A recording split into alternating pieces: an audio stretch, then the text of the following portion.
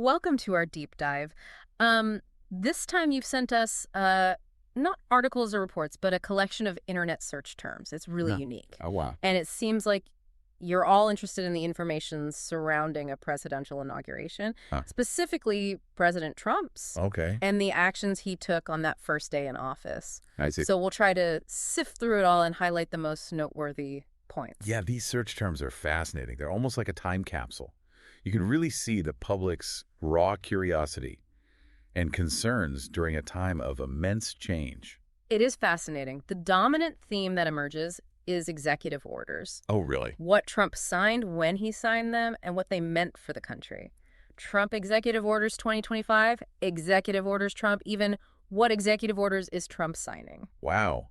So it seems people were really anticipating those initial moves from the very beginning. Right out of the gate. Absolutely. And executive orders come directly from the president. Yeah. So they often signal the immediate priorities of the new administration, which is why they tend to draw so much attention during transitions of power. And people weren't just searching for general information about executive orders. They were searching for specifics. Okay.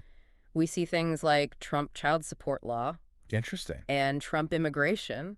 Yeah. So it seems like there was concern over how these orders could directly impact their lives. That makes sense, especially on some of the most contentious issues, Yeah. right? And those searches really echo some of the key themes of Trump's campaign. It seems like the public was eager to see how his promises would translate into concrete actions. Yeah. But, it is worth noting that executive orders aren't all powerful. Historically, they faced legal challenges, and it's possible we could even see Congress pushing back against certain orders, Oh, okay. potentially leading to some political showdowns. Interesting. So we've got this focus on the policy side of things, but there's also a cluster of searches related to the inauguration itself. The time, the location, details about the swearing-in ceremony. Oh, really? Trump inauguration live, inauguration daytime. What time does Trump get sworn in? I mean, you'd think in the age of instant information, people would already know all that, right? It's true. Even with the internet, those formal rituals still hold a certain fascination. They represent a symbolic transfer of power. It's a moment etched in history. And it wasn't just calendars and clocks people were relying on. They were also turning to various news sources. Huh. We can see searches for specific outlets like CNN, MSNBC, AP News, Right. and even NPR. This actually highlights a really interesting point. The increasingly fragmented media landscape. People have more choices than ever before in terms of where they get their news. And this can be both a good and a bad thing. How so? Well, having diverse sources is valuable, but it also raises questions about potential biases and echo chambers. Okay. And with so much information flying around, it's more important than ever to think critically and consider multiple perspectives. Absolutely. And speaking of a lot of information, there's a real sense of urgency conveyed in some of these searches. Trump Live. What did Trump sign today? Executive order signed today? Oh, wow. CN Live. Yeah, it's like everyone was glued to their screens waiting for real-time updates. Yeah. That's very characteristic of our modern news cycle. Uh-huh. The demand for instant information, fueled by social media and the 24/7 news cycle. People wanted to know what was happening minute by minute, especially with the rapid nature of executive orders. It's fascinating, right? Those searches for live updates. It shows how people weren't just passively taking in the information. Right.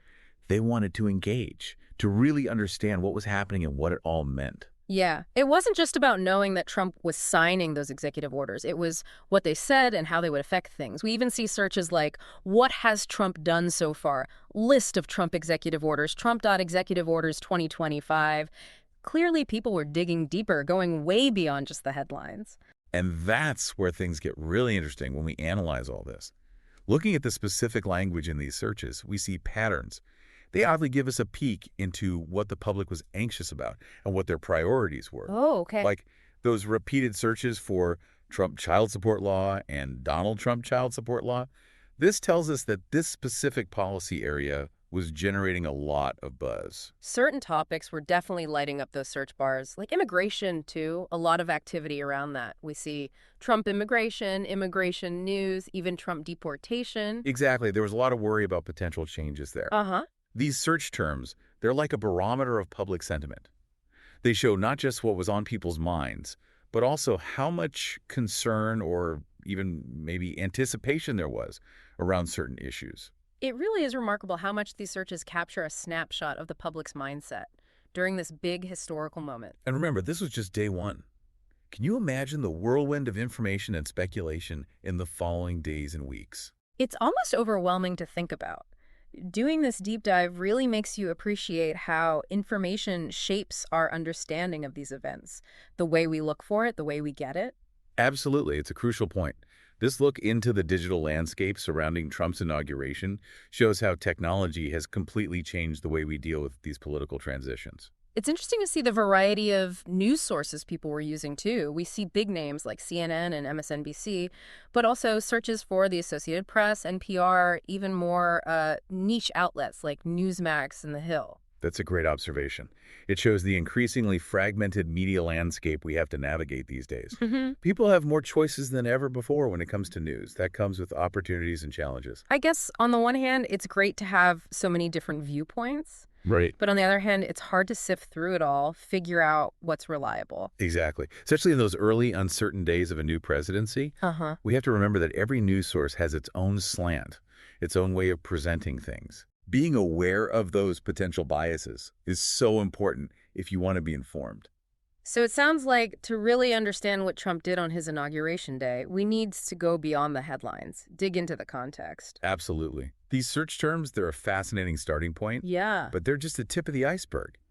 If we really want to grasp the impact of those early executive orders, we need to look at the policy details, the potential legal challenges, and the long-term consequences. And we can't forget about the broader political landscape, what Congress thinks, what the courts do, how the public reacts. Yeah. It's complicated, a real web of all these different forces.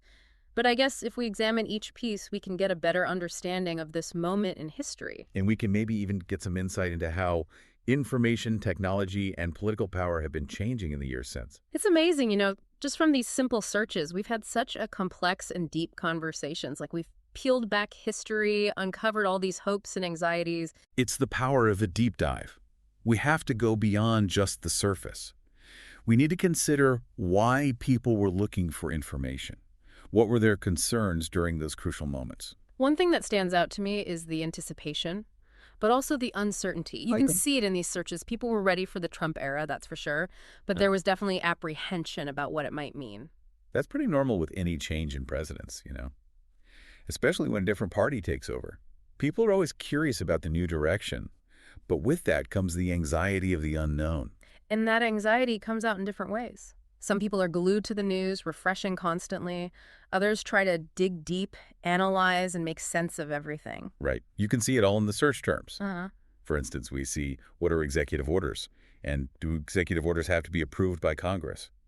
This shows us people were trying to understand how the government works, the limits of presidential power. And then there are searches like Trump's speech today and Trump's inauguration speech 2025. It's more traditional, like they wanted to hear his vision, straight from him. It's a good reminder that even with instant information, social media, all that, those formal speeches still matter. They still have meaning. So we've got this mix of old and new, tradition, disruption, hope, anxiety.